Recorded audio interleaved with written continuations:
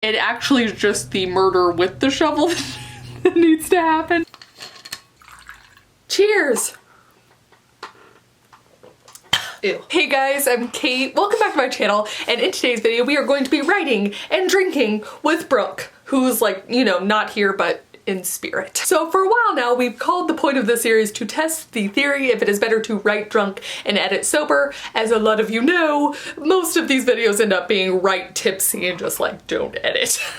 However, we are switching up things a little bit by making this NaNo-WR.I.M.O themed, and it's going to be all one cohesive story as we move through the prompts. Now, you might be wondering, how the heck can you make this NaNo-WR.I.M.O themed? And I am so glad you asked. Let me tell you, we are going to be using some very common nano-isms for our prompts. So without further ado, let's get into it, right? Okay. Prompt 1 is simply Mr. Ian Woon. Now, Mr. Ian Woon is something of nano lore in that he is a character whose name is an anagram of NaNo-WR.I.M.O, and he pops up randomly in other people's books, but today he's going to be our main character. Prompt 2 is going to be suddenly something happens within our story, potentially around Mr. Ian Woon. This is originated from the suddenly ducks, which is something that a region of nanowers came up with when they were stuck on their story. Other common variations of this are suddenly vodka and suddenly ninjas.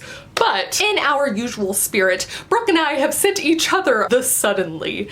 I am excited to see what she picked for me, but I'm doubly excited to watch her video back because I think what I picked is gonna be fascinating. Hopefully it doesn't ruin her cohesive story too much, but I'm so excited. And then finally, prompt 3 is that we have to use the traveling shovel of death. The traveling shovel of death, much like suddenly ducks, is something that people use when they are stuck. And the traveling shovel of death is actually one of the first nano-isms I learned about. I'm pretty sure I put it in my NaNo-WR.I.M.O 2012 novel. What does the traveling shovel of death do, you might be wondering?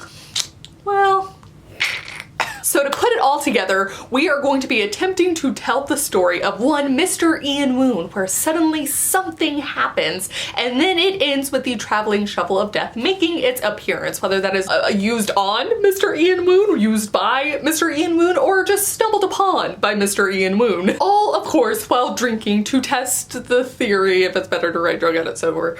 Write tipsy, don't edit. Though I do think I might actually try and edit this one, since the goal is to make it a cohesive story, which we have not tried ever. So I'm really excited. It might be the first foray into what potentially could be more short stories, probably without the writing tipsy part. Now this time I have a selection of drinks. I googled what the favorite drinks of some famous writers were and decided that I would just drink those this time. One Ernest Hemingway, the originator of the write drunk edit sober line, his favorite drink was the mojito, which this is probably the only thing we share in common, but mine is also the mojito. I also made a margarita, making sure to salt that rim, in honor of Jack Kerouac. I will put him to the side. And then I plan to finish off the prompts with a glass of wine in honor of Jane Austen. Supposedly French wine was her favorite. I like wine, so I'm going with it. And then we are ready to start. So it is basically one drink for one prompt, and okay. The poem, right? Because we always have to have a poem.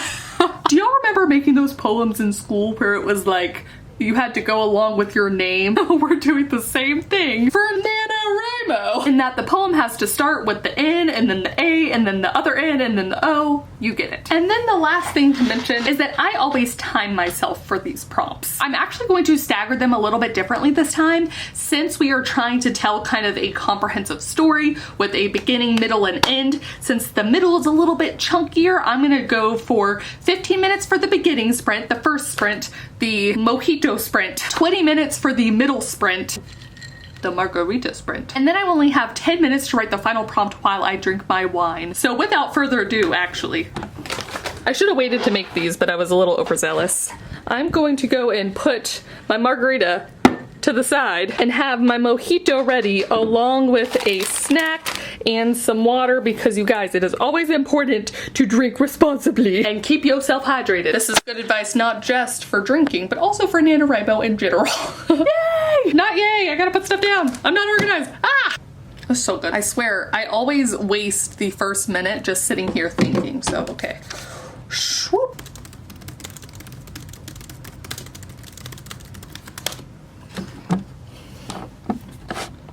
I have 8 minutes left. So the one thing to note is that I realize I've already changed part of the setting immediately, and now that we're doing something where I know that it needs to end in the traveling shovel of death, I think I'm upping the creep factor more than I normally necessarily would with a random prompt of Mr. Ian Woon, just because I'm like, well, someone has, or something's gotta die, or have been dead. Or Mr. Ian Woon needs to die. Anyways, so I'm trying to set this up now, but I don't know what the middle's gonna be. Great. Okay, I think this is something that can be fixed, you know, later when I have more time. Okay.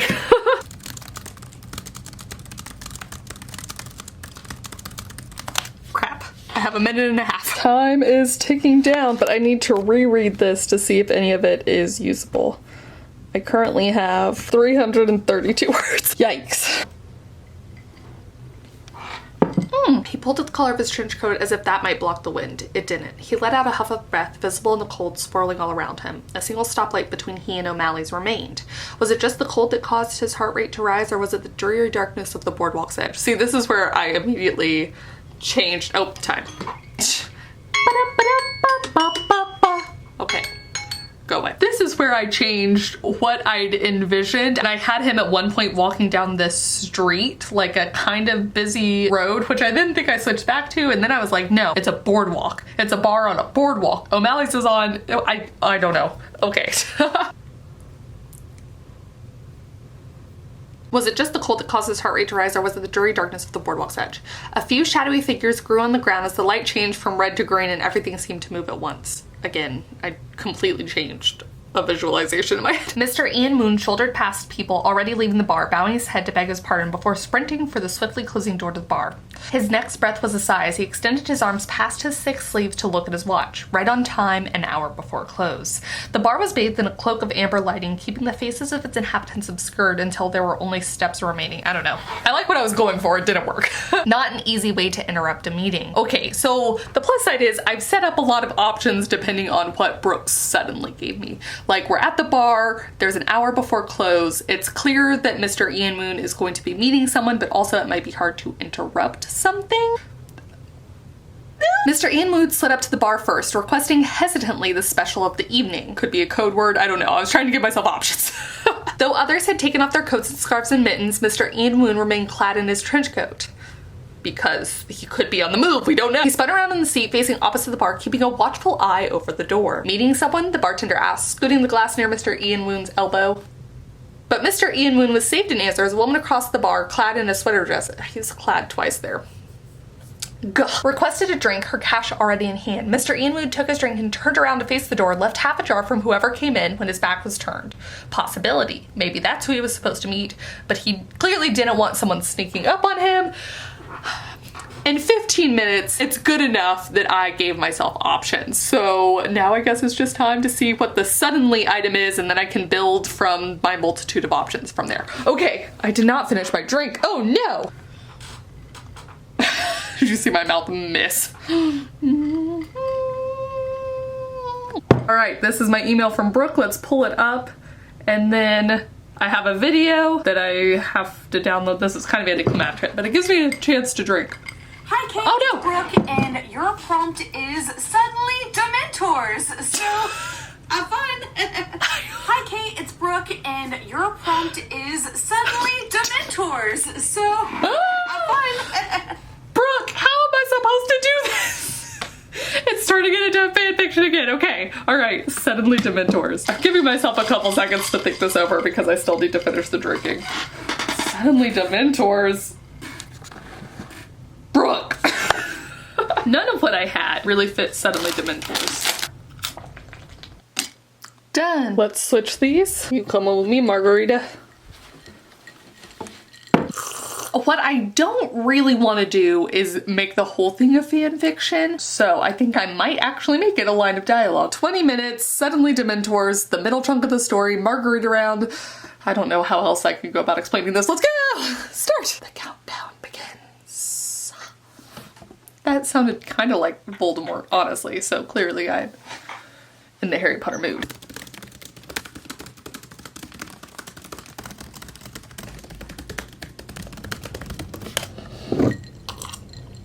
Yikes. I actually have added a fair amount, but oh man, oh man. Okay, I'm gonna try and use these last little bit of seconds. Ah.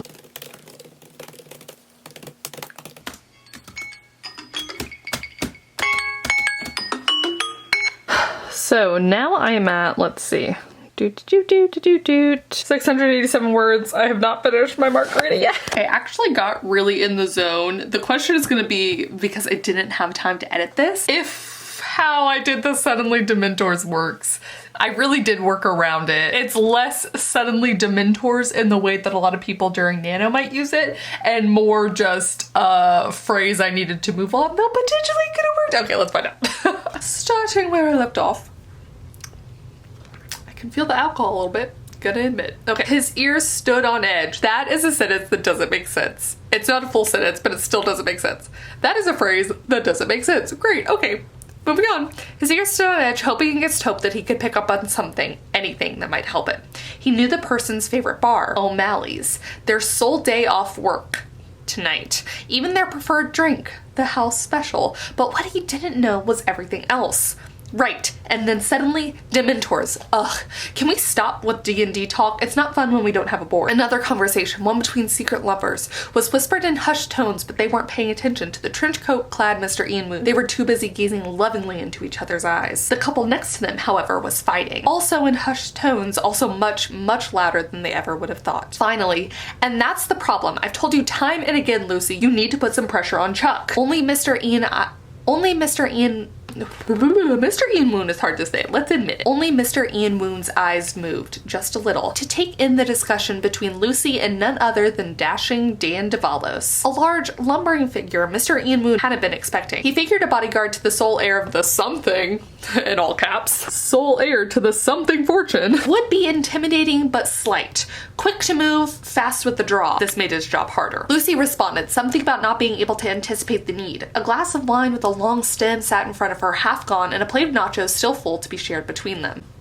With the question about who his target was answered, now Mr. Ian Woon's attention shifted to the how. How was he going to get him away from Lucy? His date? His sister? A cousin or friend, perhaps? And how was he going to fulfill the job he'd been commissioned for? The size difference alone. ... Mr. Ian Woon downed the rest of his drink, wiping the back of his mouth on his trench coat. If he fulfilled this job, he could afford to get it dry cleaned, and he desperately needed it dry cleaned.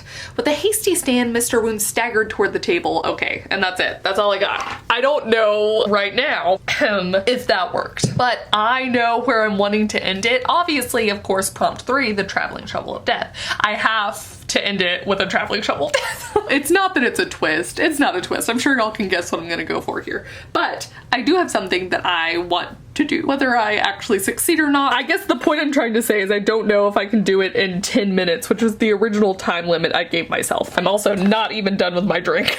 But in the meantime, let's go ahead and get the final glass of wine. All the wine. I love the wine.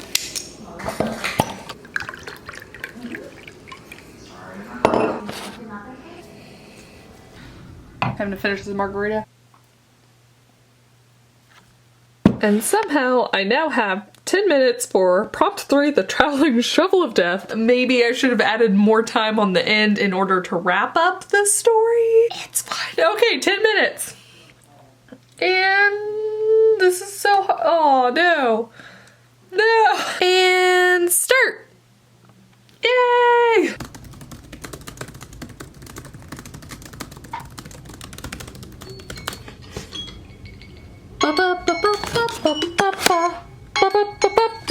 Okay, so I had to skip around a little bit. I have the death, I don't have the shovel yet.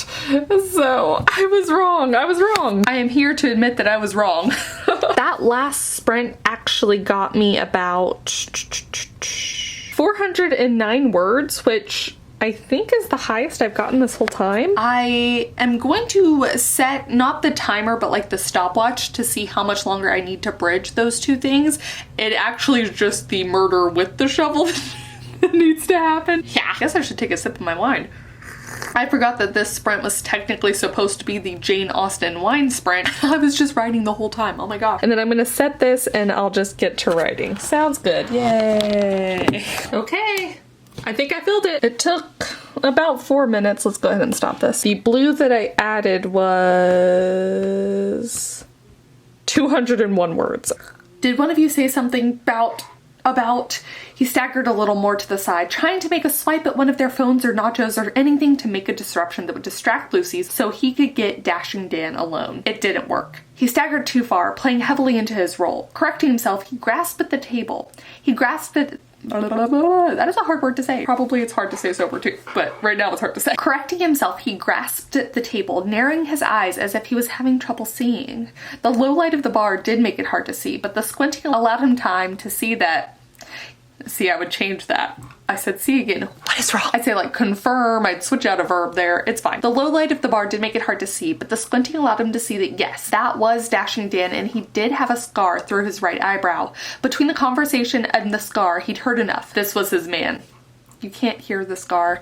It's fine. This is the stuff that like my zero drafts are usually full of when I go back and I'm like, this is just, that's dumb.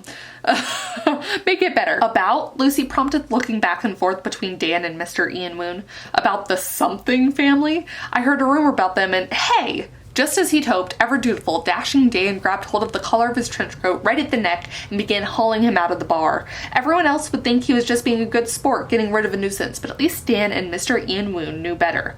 Though how much Dashing Dan knew, ... Unfortunately, as Mr. Ian Woon did trip over the lip of the door, the cold air hitting him like a truck, he saw that Lucy followed. Still, 2 outside was better than 40 inside. Get up, Dashing Dan said, voice suddenly gruffer than the conversation Mr. Ian Woon had overheard with Lucy. He was given no benefit of the doubt, a local drunkard getting blitzed on house specials and lumbering up to strangers. All of this makes sense in my head, but like reading it out loud, I feel like it doesn't make sense. That Dashing Dan gave him any time at all was a miracle. Perhaps whatever discussion he'd interrupted with Lucy was an important one.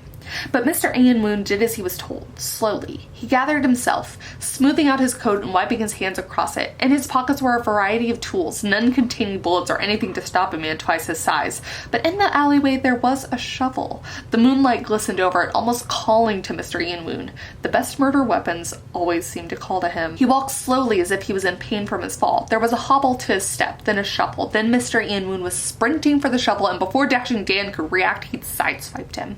Then, without a single look behind him, Mr. Ian Woon brought the shovel over his head. Again and again and again. The scene was gruesome. Blood and bray matter and connective tissue spilled everywhere on the already stained alley floor. It wasn't until the blood began oozing, slowly, glistening against the very same moonlight as the shovel, that Mr. Ian Woon awoke. He turned behind him at the figure of Lucy staring wide-eyed at the body on the ground. He expected at least a gasp. More apt would have been haunting screams filling the alleyway and piercing the crisp night air, or the thundering clap of boots on wood as she ran away. No. Lucy stared down at the body, squatting down to get a closer look. Mr. Ian Woon almost requested her not to, as if some sensibilities had been forgotten and she needed a reminding.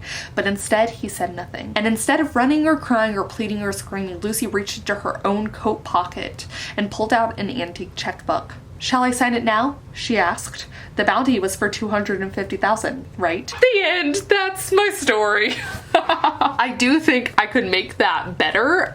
In my head, it was like a dark-ish noir detective-y sort of thing, and then it quickly turned into like a no, Mr. Ian Woon is some sort of assassin for hire sort of thing. And obviously the twist I'd always thought up was that Lucy was actually the one commissioning this assassination. I figured that might have been a little bit obvious during the second sprint, but anyways, I don't think it's bad for this being, you know, technically my 4th drink if you count the shot at the beginning. I will debate fixing it, but as of now, I think it is time for prompt for NaNo-WR.I.M.O. All that I have in my head right now is like the SpongeBob episode where it goes, F is for friends who do stuff together. U is for you and me. And now I have to finish it. Haha, okay. Good thing I finished that. Should I give myself 5 minutes for this? That's what I usually give myself. I'm gonna try and make it writing themed or NaNoWriMo themed besides just the actual letters. So let's see how this goes in 5 minutes. And poem. Crap.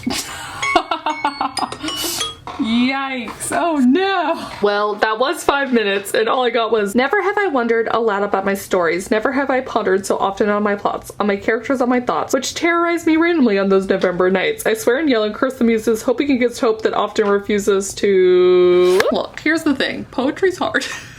Honestly, when Brooke and I were coming up with this, for some reason I thought that having the structure of the N-A-N-O, etc. would be more helpful than just sitting here with like nothing chosen, just like write a poem.